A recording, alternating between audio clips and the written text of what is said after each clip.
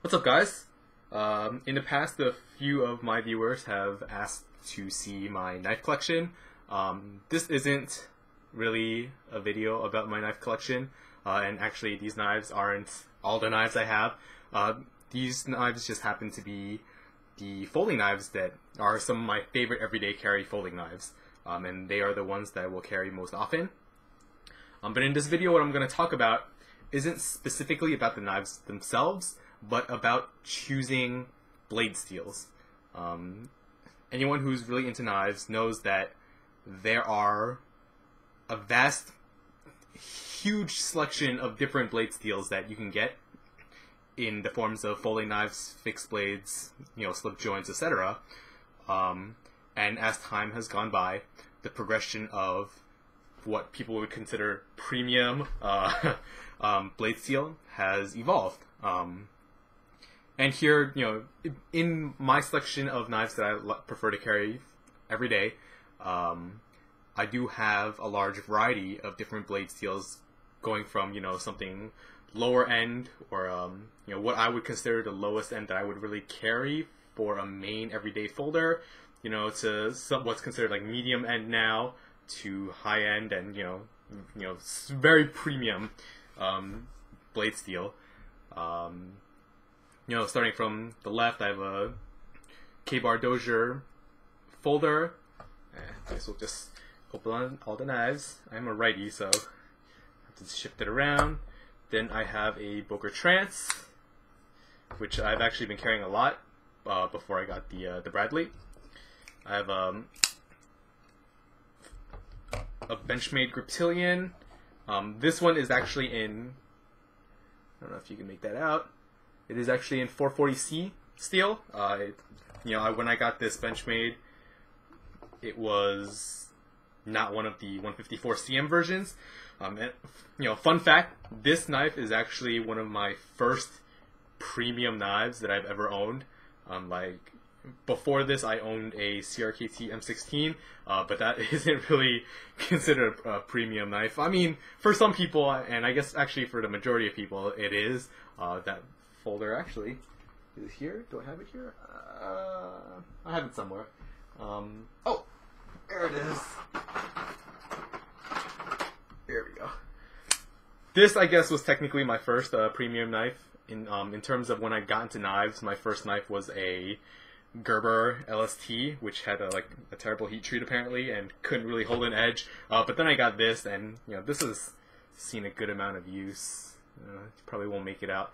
But what I really liked it because it's pretty ergonomic in the hand. The folder is nice and fast. The lockup's pretty solid. The only thing is the partially serrated edge, and I think this model used AUS 6 steel. Not the greatest of knife, but back then, I was still in high school, whatever. That was considered pretty good. Then I have two Delicas. Both are Gen 4s. This one happens to be a rehandled waved version, and this is one of the newer lightweight full flat grinds.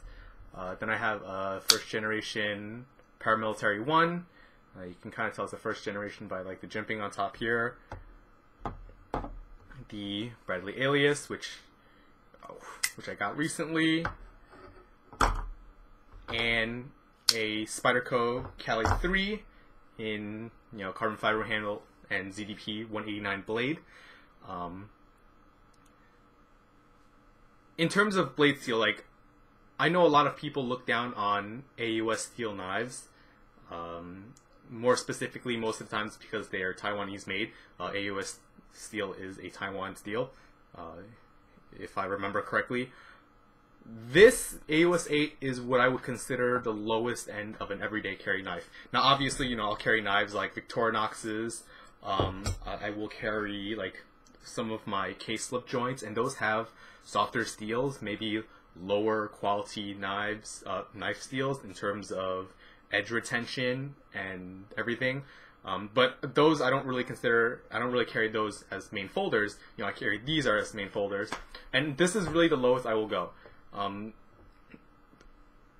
Honestly, I would probably rate AUS 8 higher than 440C, But in this case, Benchmade's heat treat on their 440C is very good, and the Griptilian is such a workhorse of a knife that, you know, this was one of my favorite knives for a very long time. You know, it's just very ergonomic, it's very fast, you know, the axis lock is great, it's strong, it opens up really quickly. So I would actually rate it above these two. When you have different blade steels, not only is the steel type important, but also the heat treat. And I believe the K-Bar Doziers are heat treated a little softer than most AUS 8, like let's say how Boker would heat treat their AUS 8. I think Boker is around 58 Rockwell hardness. Maybe this is 56.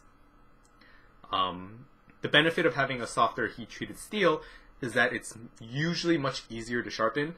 You don't really have to do as many passes on the stone, and it sharpens up really quick. You don't have to really grind a lot, like with something, you know, like here in like the mid 60 Rockwell hardness level. But the only thing is it dulls very quickly. You know, what I would consider my favorite steel, like ever as a general purpose steel, would be VG10. VG10 holds an edge relatively well, but it's still very easy to sharpen and it's very easy to polish. At least from my experience. You know, I'm not an expert on metals and whatnot, but just from my own use, my own sharpening experiences, VG10 has very high grindability. At the same time, it polishes to a very fine edge very easily, versus steels like S30V. They are, you know, the Bradley is a Benchmade made, and, you know, the paramilitary Spyderco made. Both are heat treated really well. And actually, this video was caused by me sharpening this blade. This blade, as it is right now, it's razor sharp. You know, I like all my knives, no matter what steel it is, to have them be razor sharp. But it's just not as fine of an edge. And when I first got into knives, S30V was the premium steel at the time. I mean, there was S30V, S60V, and S90V. 60 and 90V are no longer being produced. I believe CPM is making S35V right now, and that's what Chris Vieve uses in his current knives. But S30V is still regarded as a premium steel. The only thing is, these were very difficult to sharpen. Basically, if you were using like a regular Arkansas stone, they would be impossible for you to grind, especially. You could probably polish up a little bit, but not grind. You had to have diamonds and ceramic in order to sharpen S30V. You use diamonds to remove a lot of metal, fix any edge damage and whatnot, and you could use ceramic to polish it up. When you get something at this level of ZDP 189, because it's so hard, you really need diamonds to grind. If you're gonna try and remove any amount of metal, you want a diamond stone, and preferably a coarse diamond stone. Other than that, I guess, you know, there are some other blade steels like D2 I really like. You know, my you won't be able to see it, but there you go. My Yukon Pro Skinner.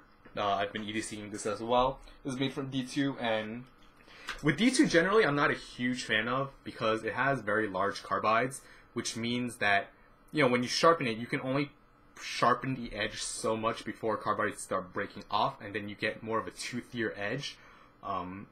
It's a very toothy edge that will last a long time. It's very wear resistant. It's very difficult to grind though, but you just don't get as fine of an edge as you would something like S30V, or actually even AUS8.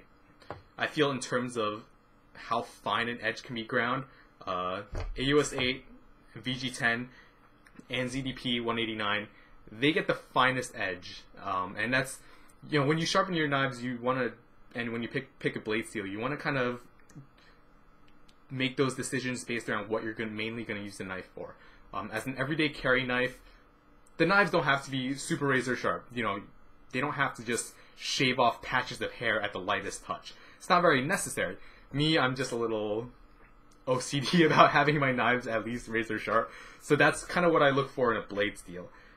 That's actually why I'm not personally a huge fan of S30V, because of that. Because I do find I have difficulty getting a super fine edge on it.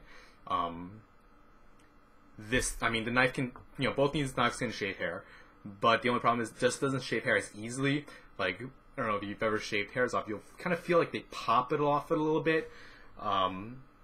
You know, one of the challenges that I set myself up for was getting a knife to be able to split hair in half, not just shave it.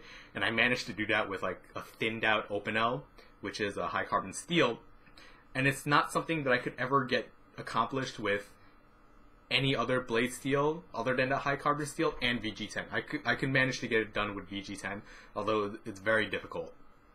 And when you're doing something like that, it's kind of like a balance between polished and just a little toothiness. You know, another current popular steel now is HCR13 MOV.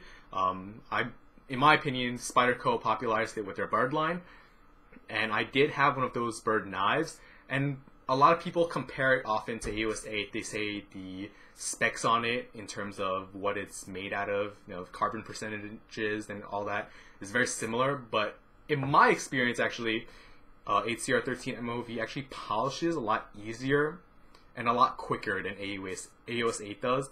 And what you end up is, if you over polish it, you go up too high in grit. It's polished but it gets to the point where it's just dulled out. Like, it won't catch on anything and it won't cut.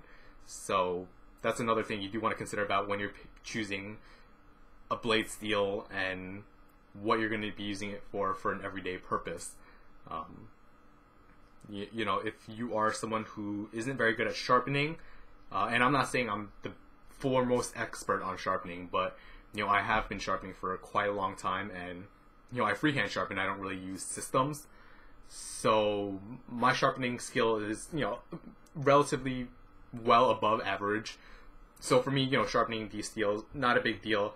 And I also do have the patience to actually put a finer polish on them. So for me to veer towards this end of the spectrum of blade steels is preferable, while I think, you know, I figure someone who isn't really as good in sharpening or doesn't really have the patience to really refine their edge as much and spend a lot of time, you know, like to get this from Benchmade Dull, I think it's actually, here's the box.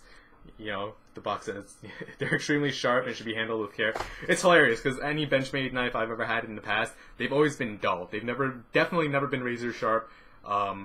It's really hard to beat Spyderco in terms of factory edges, and no knife manufacturer, like production knife manufacturer that I've ever come across, I've been happy with their factory edge other than Spyderco.